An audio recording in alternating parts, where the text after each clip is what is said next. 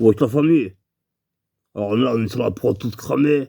Et voilà, aujourd'hui, on va parler du réchauffement. Le réchauffement climatique. Alors, comme tu as dû certainement le voir dans les journaux, les téléjournaux, le World Wide Web, le monde, il part en couille, il part en couille. Il y a par-ci par-là, il y a des tornades, il y a de la grêle, des ouragans, des tsunamis. Les avions, ils commencent à chalouper. Ils se prennent de plus en plus des gratte-ciels, des tours, et même plus de terroristes. Il y a plus de réchauffement climatique, les avions ils partent en couille, les gens ils commencent ça chaloupe. Et bon, encore, voilà, les tsunamis, les ouragans, voilà. Mais par exemple, voilà, ma femme, elle aime bien faire du ski. Et voilà, elle a l'habitude, normalement, l'hiver, elle va à Aspen. Et l'année passée, elle a vraiment été choquée. Elle était, comment dire, outrée. Voilà, pour ainsi dire, même presque scandalisée. C'est-à-dire que, voilà, comme d'habitude, elle a pris l'avion, qui a un peu chaloupé, hein. Voilà, les turbulences, ils ont failli, voilà, elle m'a dit, on a failli se prendre une tour, après un autre gratte-ciel, et bon, finalement, ils sont arrivés à Aspen. Mais elle était choquée, scandalisée, outrée, heurtée. Voilà, elle m'a dit, voilà, 2024, elle a dit c'était l'année de merde. Elle m'a dit elle a pas pu bien carver. Donc quand tu fais des virages avec les skis carver. Elle m'a dit je pouvais pas carver, il y avait pas un très fort de neige. C'était que, elle a dit c'était de la gaillasse, c'était quand même la neige. Elle a dit c'était de la poudre aux yeux.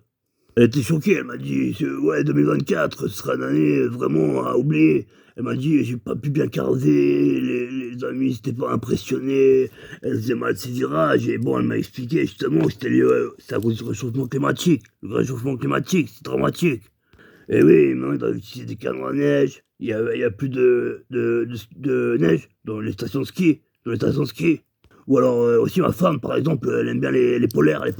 C'est la veste comme ça, fourrure, tout ça, tranquille. Et ouais, les polaires en ours polaire.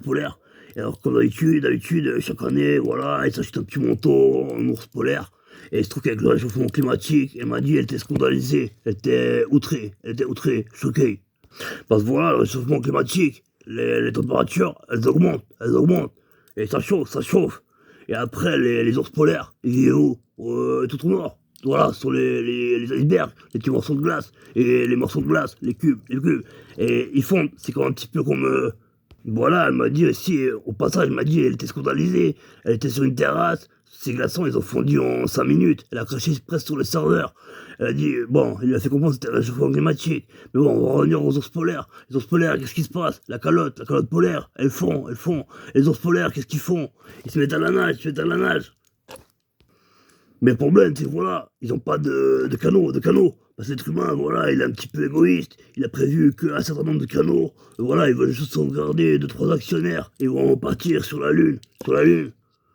Ils mangeront du caillou. Et là, ouais, voilà. Elle m'a dit encore, voilà, elle était choquée. Elle m'a dit les ours polaires, il n'y en aura bientôt plus. C'est dramatique, je pouvais plus avoir ma fourrure. Elle m'a dit, à moins qu'ils se mettent à nager. Elle m'a dit, on devrait obliger les maîtres nageurs à aller dans le Grand Nord pour apprendre aux ours polaires à nager. Elle m'a dit comme ça, on pourra préserver la fourrure en ours polaire. Elle m'a dit encore les Esquimaux, eux aussi, ils savent pas nager. Bon, ils font loulou. De toute façon, ouais, elle m'a dit, il y a déjà assez de sacs plastiques dans l'eau. Alors, je sais pas si, voilà, parce que alors, moi, je suis plutôt un ardent défenseur des peuples esquimaux et nuits. Je suis resté un petit peu ébahi, vraiment. Et aussi, voilà, il y a des ouragans, des tsunamis, des tempêtes, des volcans, de la grêle. Et bon, voilà, justement, pour expliciter le fait, ma femme était outrée, choquée, scandalisée. Voilà, voilà, 2 fois par jour, elle fait une permanente pour les cheveux. Et elle a dit, c'est pas possible, elle veut un réchauffement climatique.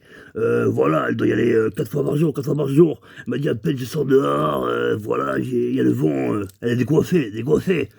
Et voilà, de mon côté, il se trouve que je m'étais organisé, j'avais, comment dire, acheté, voilà, un box, avec, voilà, filtre à charbon, voilà, des lampes à sodium, des systèmes sophistiqués pour produire de la bulle en intérieur. Parce que je m'emmerde, pour que ma femme, elle est à Aspen, voilà, je fume du cannabis. Et là, j'ai été choqué d'apprendre que, voilà, mon petit-neveu, Voilà, il a quelques pommes bien pesées. Voilà, il a rien fait de tout ça, il a mis 2-3 graines d'or, et le réchauffement climatique, putain, sa beuh, elle est fracassée plus que la mienne. Maintenant, l'intérieur, c'est devenu ringard. On dit, le réchauffement climatique, tu mets à l'intérieur. Putain, un creveur, toi. Et justement, voilà, moi je suis un peu concerné par la mouvance hip-hop de France. Et j'ai appris, voilà, dans un magazine que, voilà, le rappeur Kerry James, il avait été choqué d'apprendre que Sarkozy était devenu plus black que lui-même, Kerry James.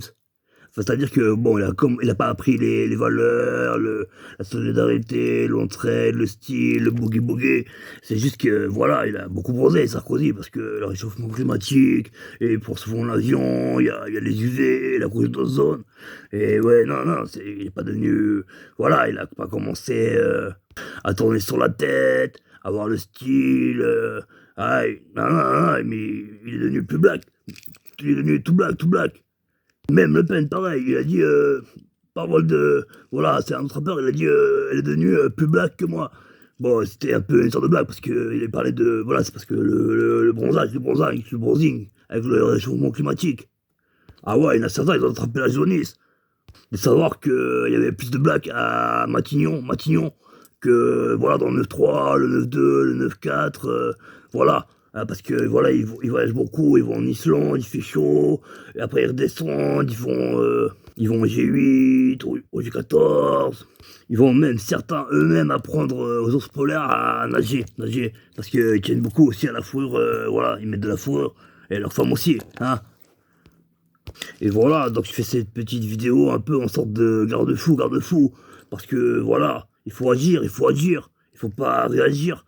Par exemple, l'être humain, gouvernementalement, enfin, c'est-à-dire au niveau des gouvernements, des lobbies, l'actionnariat, des quelques privilégiés qui partiront sur la Lune, manger des cailloux. Voilà, au lieu d'agir aujourd'hui pour, par exemple, sauver les petites abeilles qui font bzz, bzz, bzz, et qui, voilà, elles prennent les étamines, elles engrossent les fleurs, les abeilles. Ben, voilà, les gouvernements, ils vont pas agir, ils vont pas sauver les petites abeilles, ils vont réagir. Une fois qu'il n'y aura plus d'abeilles, ils lanceront des drones à peu près 300 € le drone. Une abeille, bon, voilà, l'emploi maximum, c'est pas 300 €, hein. Et le nectar, encore, pas encore, hein. Avec le réchauffement climatique, bientôt. Donc, voilà, les gouvernements, ils vont penser à réagir. Ils vont pas sauver, voilà, la météo. Ils vont juste envoyer des fusées dans les tornades, dans les éclairs, dans les nuages, dans la grêle. Ils vont réagir, quoi. Ils vont partir sur la Lune. Alors c'est pour dire, il faut agir avant que, voilà, les gouvernements ne réagissent. Et même nous-mêmes, à notre échelle, voilà, on peut agir pour la préservation de la planète. Par exemple, je sais pas, par exemple, que tu pètes, c'est du gaz, du méthane. Et qu'est-ce qui arrive après à cause d'ozone? Il y a des petits trous. Et après, même Le Pen, elle est plus black que. Ouais, dans les cités, il y a quelqu'un, il a pas reconnu, il a fait «Eh toi, Clara, comment ça va?» Voilà, elle est un peu choquée. Alors par exemple, justement, voilà, le méthane, tu peux éviter d'en produire, par exemple, imagine, t'as un petit peu, bah tu peux le rentrer, tu le gardes pour toi. Ou alors par exemple, voilà, t'as la supérette, t'as 4, 5, 6 articles, tu te dis voilà, pour le prendre d'acheter un sac plastique, le jeter à la rivière, qui finira dans le cul des ours polaires, enfin, ou dans la gueule, parce que ils mangeront les poissons qui ont mangé le plastique. Voilà, c'est un cercle vicieux, quoi. Alors par exemple, voilà, si t'as une baguette, encore, tu la mets sous l'épaule. T'as 2-3 articles, tu mets sous l'épaule, tu rentres chez toi, t'as évité de consommer un sac plastique. Et après, bon, t'as un peu plus d'articles. Voilà, il suffit d'un simple geste pour sauver l'humanité. Voilà, c'est-à-dire que le fisting, le anal fisting, tu vois, tu mets le poing, comme ça jusqu'au coude, dans le trou de balle, tu fais ça 3, 4, 5 fois le matin, comme ça, hein, au réveil, c'est un peu comme des vitamines, mais là, je trouve que c'est un geste altruiste pour sauver la planète. C'est-à-dire, au lieu de consommer un sac plastique, tu peux par exemple mettre 2-3 pêches, 2-3 abricots, tu mets la baguette, tu mets tout ça dans le cul. Et tout ça pour un simple petit geste, pour sauver l'humanité du réchauffement climatique. Un bon petit fisting dans le cul le matin, et voilà, c'est l'effet papillon.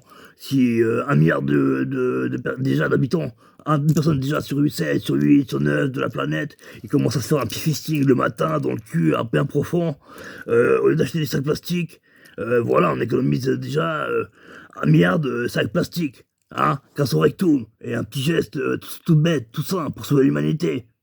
Et alors, et si par exemple t'es pas encore, voilà, t'es pas encore au coude, t'es juste là, t'arrives juste avec le poing, mais déjà tu commences déjà un petit peu à agir pour l'environnement. T'achètes encore de temps en temps des sacs plastiques. Et par exemple, t'as les Ginette, elle est chaude, elle est torride, elle te fait, vas-y, pète-moi le cul, j'ai envie que tu me mettes la tête dans la cuvette des WC. Bon, déjà, de 1, t'achètes pas une capote, parce que les capotes, c'est du latex, et ça coûte cher, c'est des ressources. Tu prends un sac plastique que t'as utilisé hier, tu le mets sur ta bite, et tu te dis, demain, je le mettrai plus profond. Et bon, pour l'instant, c'est elle qui prend, hein. Et par exemple, avant, t'avais l'habitude de rincer la cuvette, quand tu avais la tête dedans, elle faisait glou glou glou. Maintenant, voilà, tu lui fais tout simplement tourner la tête, elle fait glou glou glou, c'est pareil. C'est un petit geste pour sauver l'humanité. Et bien sûr, voilà, à plus grande échelle, il y a par exemple tous les politiques qui reçoivent des pots de vin.